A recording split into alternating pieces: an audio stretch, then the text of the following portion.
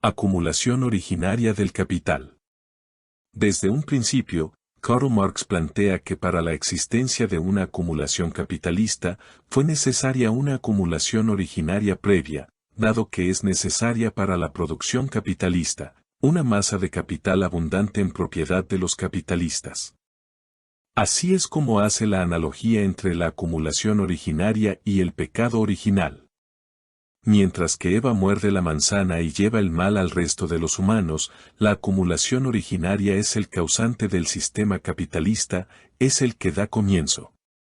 Da por descontado la existencia en este proceso de la esclavitud, apropiación, violencia. Opone a la acumulación originaria del cuento en el que se incluye a dos grupos de personas, aquellas trabajadoras y ahorristas y el otro grupo, en el que holgazanes derrocharon su tiempo y su riqueza de tal forma que solo les quedó su fuerza de trabajo por vender.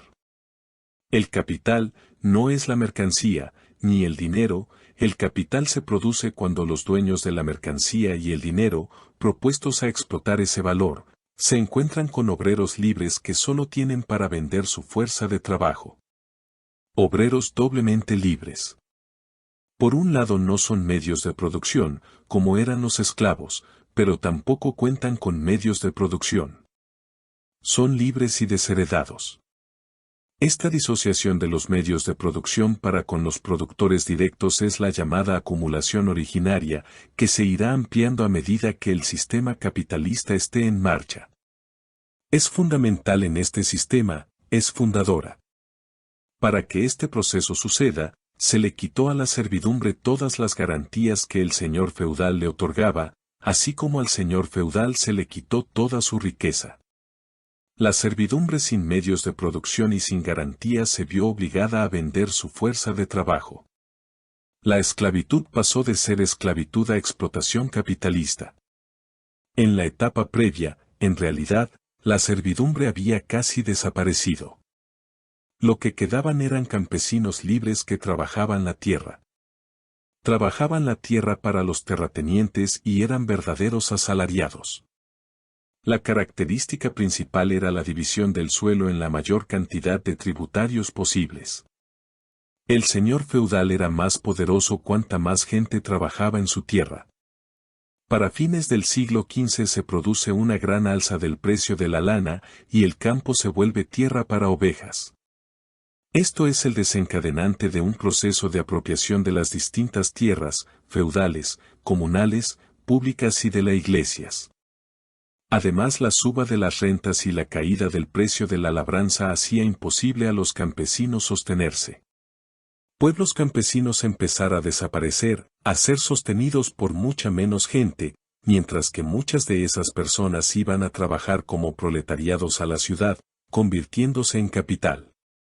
Todo esto a pesar de las leyes que defendían a los campesinos. La reforma en el siglo XVI le da impulso a este proceso, ya que muchas de sus tierras fueron expropiadas tomando el mismo camino. En el siglo XVIII se borra el derecho de propiedad comunal de los jornaleros del campo, estos usurpados sin ninguna ley que lo avale, sin más que violencia, reivindicando la propiedad privada. Por último, la Revolución Gloriosa entregó los dominios públicos a terratenientes y capitalistas. Este proceso está avalado por los burguesas para poder convertir las tierras en sectores productivos agrícolas, así como también desheredar la mayor cantidad de gente posible y ponerla a trabajar como proletariado en las ciudades. Da nacimiento también a la bancocracia. Para fines de este proceso en el siglo XVIII, la ley es también parte de este avance del capitalismo. Proceso que pone la tierra en manos de unos pocos. Se produce entonces un crecimiento de las ciudades, del mercado, una mayor coacción para con los trabajadores, quienes además no ganan lo necesario para satisfacer sus necesidades. Con respecto a los nuevos hombres libres, estos no podían adaptarse con la misma velocidad que eran lanzados al mercado, por lo que se originó una gran cantidad de mendigos y vagabundos, que fueron perseguidos mediante legislaciones en su contra, que los consideraban delincuentes a voluntad. Condenas como la esclavitud, azotes o el asesinato eran algunas. Eran obligados a tener licencia de vagabundo o bien a trabajar.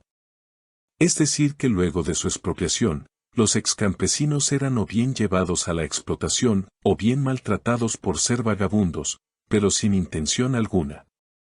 Así y todo a fuerza de educación y costumbre esto se volvería una ley natural. Los obreros son manipulados en función de la ley de la oferta y la demanda del trabajo. Por otra parte, las pagas eran realmente bajas, tales así que ponían en peligro la continuidad de la industria. Los salarios podían ser manipulados según lo que fuese conveniente. Mientras tanto, las coaliciones de obreros estaban prohibidas. La figura del arrendatario en Inglaterra da origen al capitalista. Básicamente se trata de una persona que explota obreros asalariados en el campo y que paga una renta al terrateniente. Con la reforma agraria y las distintas expropiaciones, aumenta su ganancia casi sin gastos. Por último, los contratos a largo plazo, hizo que mientras la depreciación de la moneda reducía los salarios, los arrendatarios no tuviesen que pagar un precio mayor por la tierra, por lo que la ganancia era mayor. A pesar de la menor cantidad de mano de obra en el campo, la producción seguía siendo igual o mayor, ya que se produjeron mejoras en las técnicas de cultivo, mayor cooperación, concentración en los medios de producción, etc. Así como los jornaleros empiezan a producir más para los arrendatarios que para ellos mismos. Este último se ve obligado a comprar mercancías, ya que su nueva condición de vida no le basta para autoabastecerse. Su consumo pasa a formar parte del capital. Mientras antes podían autoabastecerse produciendo cosas, ahora todo se lo han arrancado y se lo venden. Antes su producción favorecía a las familias del campo, ahora al empresario. Así entendemos que la expropiación, además de generar mano de obra y material de trabajo para el capital, sino que genera el mercado interior. Crece la diferenciación entre la industria y la agricultura. La destrucción de la producción de las familias le da firmeza a este mercado interior. También algunos campesinos empiezan a trabajar manufacturas y dejan la agricultura en un segundo plano. El capitalista industrial tiene un desarrollo más rápido que el del arrendatario. Artesanos lograron convertirse en pequeños capitalistas que con la explotación del proletariado se volvió incontenible. En lo que se cuenta como apropiación cuenta la esclavización, el saqueo del oro y plata de América, el saqueo a las Indias Orientales, las colonias etc. Tras ello las guerras comerciales. Tiene como protagonistas a España, Portugal, Francia, Inglaterra y Holanda. El crédito es un símbolo del sistema capitalista y es una gran palanca de la acumulación originaria. Es dinero que se utiliza para generar capital, sin los riesgos que significa la inversión. También lo es la bolsa y el crédito internacional, que ubica grandes deudas en los países competidores en el mercado. La deuda pública permite a los gobiernos hacer gastos extraordinarios, pero que a la larga son un recargo en los tributos, ya que el gobierno no tiene respaldo para pagar dichas deudas. El sistema de tributos sobre bienes primarios vuelve al obrero sumiso y aplicado. Finalmente, una vez realizada la acumulación originaria, nace la aplicación tecnológica de la ciencia, los métodos de la explotación de la tierra, el comercio internacional y mercado mundial. Así también la miseria, a opresión. Mercancía. Dualidad de la mercancía, valor de uso y valor de cambio. Carácter bifacético del trabajo, generador de valor de uso y de cambio. La mercancía es una cosa que debe considerarse desde un punto de vista doble, por su cualidad y por su cantidad, debe ser útil para los seres humanos y debe estar pensada para el intercambio. Su utilidad le da su valor de uso. El cuerpo de la mercancía es llamado bien o valor de uso. Este no depende del trabajo que le cueste al hombre y se efectiviza en el consumo. Es el contenido material de la riqueza. Por último, el bien es portador del valor de cambio. El valor de cambio se presenta de forma cuantitativa relativa. se intercambia un tipo de valor de uso por otro tipo de valor de uso.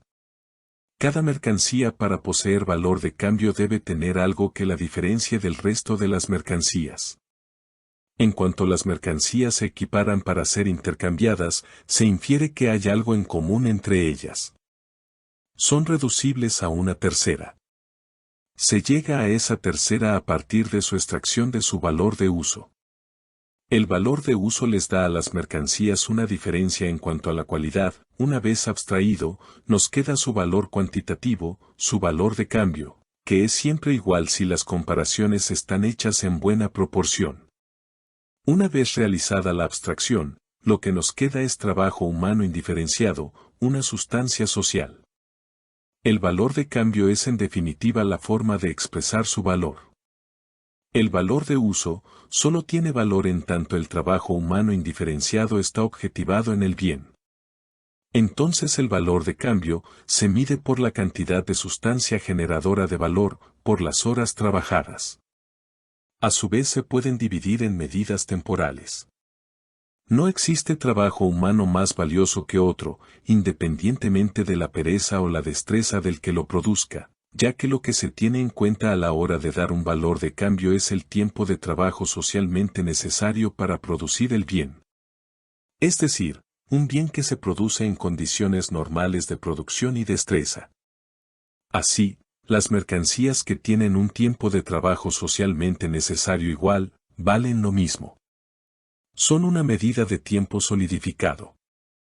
El cambio en este tiempo de trabajo socialmente necesario depende de la coordinación social para la producción, el uso de la tecnología, la destreza del obrero, etc. Es decir, las condiciones de producción, y ésta varía su valor.